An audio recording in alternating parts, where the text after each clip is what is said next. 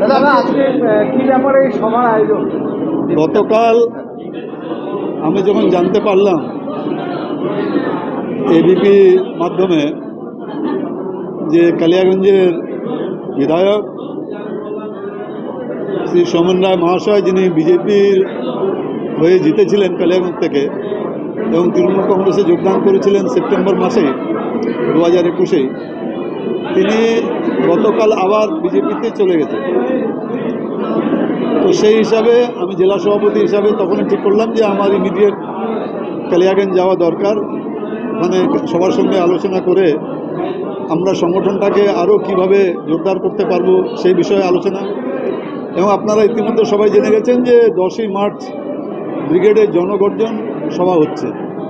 সেই জনগর্জন সভায় আমাদের নির্দেশ দিয়েছে যে প্রত্যেকটা ব্লকে আমরা ওই সবার প্রস্তুতি হিসাবে কিভাবে আমরা এখান থেকে কালিয়াগঞ্জ থেকে কত বেশি লোক আমাদের এখান থেকে যাবে সেই হিসাবেই আমরা সাংগঠনিক একটা আলোচনা করব। আর যেটা শেষ যেটা বিষয় আছে, বুথ স্তরে আমাদেরকে সংগঠনটাকে জোরদার করতে হবে।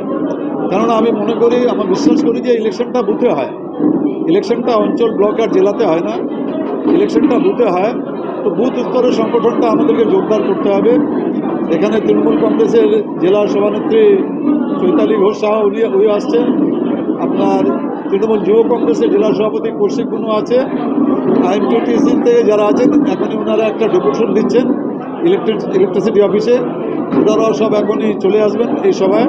তারপরে আমরা সবার কাজ শুরু করব। আশা করছি কালিয়াগঞ্জে আমাদের সংগঠনটা, এমনিও সংগঠনটা দুর্বল ছিল না। এখানে আমরা সোমেন রায় হয়তো 2021-এ বিজেপির প্রার্থী হয়ে জিতেছেন, তার আগে এখানে তৃণমূল কংগ্রেসের প্রার্থী জিতেছিলেন তপন দেব সিংহ। তো এখানে সংগঠন শক্তিশালী আছে। কিভাবে পরিকল্পনা করে আমরা আরও একটু শক্তিশালী বুথ স্তর পর্যন্ত সংগঠনটাকে শক্তিশালী করতে পারি সেই হিসাবে সেই বিষয়ে আজকে আমরা আলোচনা করব। লোকসভা নির্বাচনের আগে এরকম একটা ধাক্কা, মানে বিশেষ করে কালিয়াগঞ্জ বিধানসভায়, হ্যাঁ, তো আপনারা এই ধাক্কাটাকে সামাল দেবেন? আমরা তো এটাকে ধাক্কা বলে মনে করছি না, কেন তার আগেও তো আমরা জিতেছিলাম এখান থেকে। আমরা সোমেন রায় বিজেপি থেকে জিতেছিল 20,000 ভোটে। 10,000 ভোট ছিল কালিয়াগঞ্জ টাউনের, আর 10,000 ছিল বড়ুয়া বীরগঞ্জ। কালিয়াগঞ্জ ব্লকের যে 8টা অঞ্চল আছে সেখানে আমরা 200 হোক 250 হোক আমাদের লিডই ছিল, সেখানে আমাদের ডাউন ছিল না। ডাউনটা ছিল কালিয়াগঞ্জ টাউনে 10,000 ভোট, আর বড়ুয়া বীরগঞ্জ বলে দুটো অঞ্চল আছে যেটা রায়গঞ্জ ব্লকের আছে কিন্তু কালিয়াগঞ্জ বিধানসভায় আছে, সেখানেও দুটো অঞ্চল মিলে আমাদের 10,000 ডাউন ছিল। তো এই 20,000 এই ডাউনেই আমরা 20,000 ভোটে সোমেনদা এখানে বিজেপি প্রার্থী হিসাবে জিতেছিলেন। তো আমরা আজকে জোর দিচ্ছি যেখানে যেখানে আমাদের একটু দুর্বল আছে, বিশেষ করে বড়ুয়া বীরগঞ্জ আর কালিয়াগঞ্জ শহর, এটাকে আমরা আরও শক্তিশালী কীভাবে আমরা করবো সেই বিষয়ে আমরা আজকে বিস্তারিতভাবে আলোচনা করব। দাদা আরেকটা ব্যাপার কি, গতকাল সোমেন রায় যখন জয়েন করেছে, মানে রিজয়েন হয়েছে বিজেপিতে, তখন একটা তিনি স্টেটমেন্ট দিয়েছেন, বলছে কালিয়াগঞ্জে যে আদিবাসীদের উপরে পুলিশি অত্যাচার, আদিবাসী বলছে রাজবংশীদের উপরে যে পুলিশি অত্যাচার হয়েছে, পুলিশ থানা ভাঙচুরের ঘটনায় অনেকজন যে গ্রেপ্তার করেছে, সেটা তার খুব নাড়া দিয়েছে, মানে একজন রাজবংশী হিসাবে। তার জন্যই নাকি বলে দল এটা ওনার ব্যক্তিগত মতামত, কেন সেই ঘটনা তো অনেক দিন হয়ে গেছে। আর সেই ঘটনার সময় আমরা কালিয়াগঞ্জে আসছিলাম, কালিয়াগঞ্জে যেভাবে শহরে তাণ্ডব চালিয়েছিল বিজেপির মিছিলের মাধ্যমে, সেটা কালিয়াগঞ্জবাসী ভুলে নেই। আমরা বাড়ি বাড়ি গেছিলাম, বাড়ি বাড়ি গিয়ে আমরা দেখেছি কীভাবে তাণ্ডবটা হয়েছে।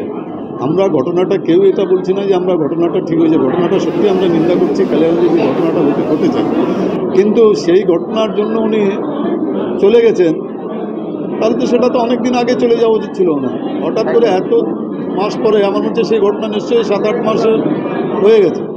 তো যাই হোক, সেই ঘটনাটাতেও আমরা দুঃখিত যে কালিয়াগঞ্জে ওই ঘটনাটা ঘটেছে।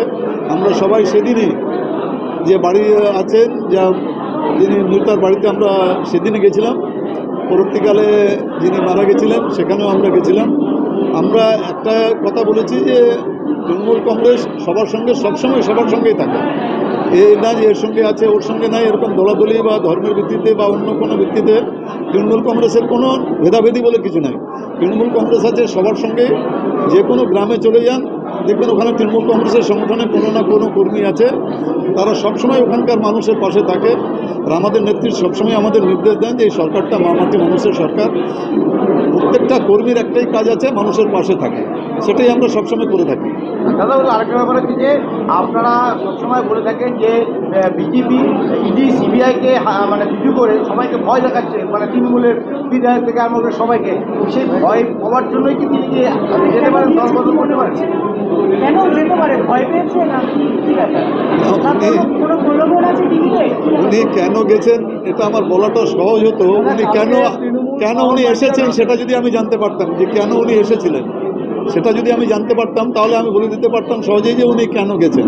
কালকে তৃণমূল পার্টি অফিসে তৃণমূল সাংগঠনিক নেতা এবং জনপ্রতিনিধিদের মধ্যে আর্থিক দুর্নীতি নিয়ে সরব হয়েছিল, শ্রমিকরা আর্থিক দুর্নীতি নিয়ে সরব হয়েছিল নেতারা।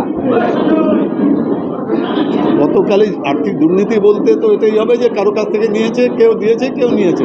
তো সেটা যে দিয়েছে তারও দায়িত্বের মধ্যে পড়ে যে সে কেন দিয়েছে, আর যে নিয়েছে সেও বুঝবে। ওনারা বলছেন যে এই ভয়ে উনি আগে চলে গেছেন, টাকা ফেরত দিতে পারবেন না তো এই চলে গেলে কি টাকা ফেরত দিতে হয় না নাকি? এটা কোনো কথা হলো নাকি? যেখানেই যান, আমি তো নিয়েছি, তো আমি টাকাটা আমি নিশ্চয়ই আমাকে দিতে বাধ্য আছি। আমি সে যেই কারণে নিয়েছি সেই কারণটা যদি না করে থাকি, আজকে মাল যদি কেনার জন্য যদি কেউ টাকা দেয়, হয় মাল দিবে নাহলে টাকা দিবে। এটা কোথাও গেলে ওটা বেঁচে যাবে, এটা হয় না।